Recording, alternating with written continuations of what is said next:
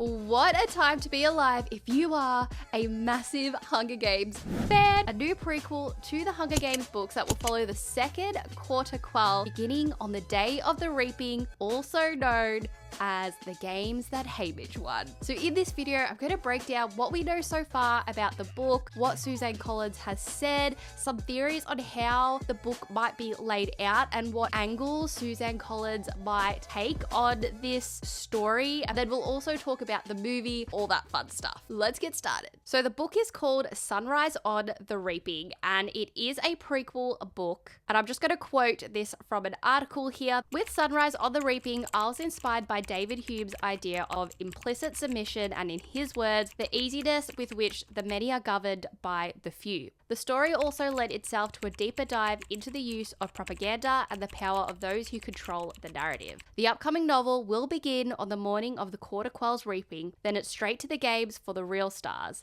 bloodthirsty hummingbirds. Now, before I get into more about the philosopher she's quoting from here and how I think the book will be structured, just to refresh your memory of Haymitch's games, which we did get a glimpse into in the second book, Catching Fire, where Katniss is studying other games which had the Quarter Quell. One of those games was the 50th Hunger Games, which Haymitch was in. 50th Hunger Games had twice the number of tributes participating, meaning there were 48 tributes instead of the usual 24. Now, what we know from Catching Fire is that Haymitch was very intelligent and cunning when he was trying to survive. He discovered that the arena's force field could be used to his advantage. But it was just two people left. Somebody threw an axe at his face and he ducked it, and he knew the force field behind him, which would then rebound the weapon and hit it straight back to his opponent, killing them. And so that's how he won the games. He found out that there was a force field there, similar to how Katniss realized that in Catching Fire, using the energy to kill the force field. Had a significant alliance with Maisley Donna, who was a fellow tribute from District 12, so they teamed up later in the games, and that partnership was crucial for survival. Unfortunately, she was killed by a group of mutated birds, and he was forced to continue on his own. Because he did use the force field, Snow ended up killing everybody he loved when he got back. What a great gift for the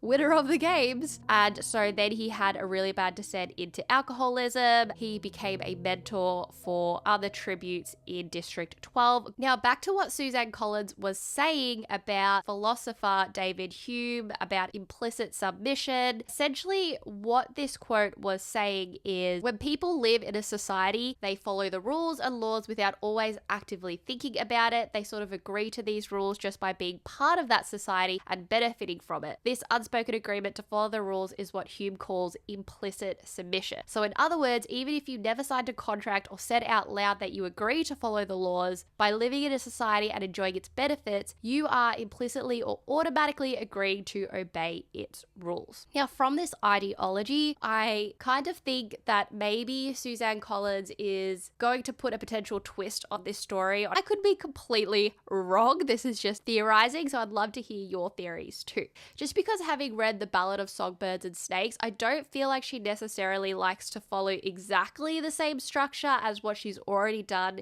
in the Hunger Games. Structure she could potentially do is having a dual POV potentially between Haymitch and Snow, because we know she does like Snow. I mean, she wrote a whole book about him, The Ballad of Songbirds and Snakes. So I wonder if she still wants to kind of delve deep into his kind of strategy for getting society on board with what he's doing, because as she's quoting this philosopher, maybe we can take a deeper dive into how the people of Panem are okay with this. Maybe we're dealing with a group of people in Panem not liking the games and thinking it's not okay. How does Snow use propaganda to convince everybody not to rebel? Because you've got people like Tigress who find this very, very disturbing. And so what I'm potentially thinking is you could have dual POVs where you've got part one, Haymitch's perspective, also in part one,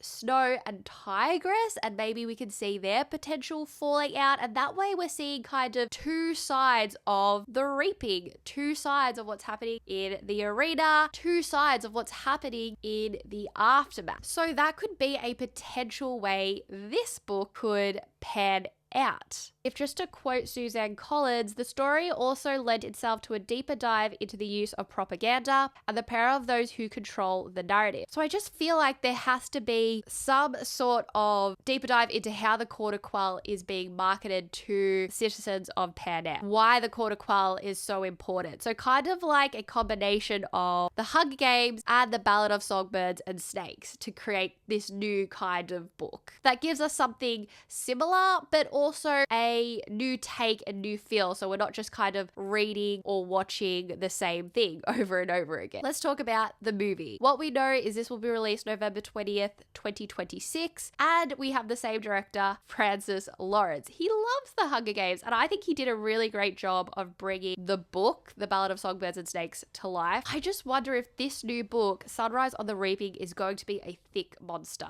The other thing you could think about is this going to be a potential new series of books? We don't know, or is it going to be a one-off like the Ballad of Songbirds and Snakes? I like the idea of it only being a one-off and then exploring other stories within Panem, because I think this is such an interesting world, an interesting concept. There's so many different stories you can tell. I know a lot of people want a Finnick story, so there's so many directions you can take in this world, and I do potentially think this was kind of an agreement between Suzanne Collins and Lionsgate for this to be a movie, especially since the movie release date has already been announced. Coincidence?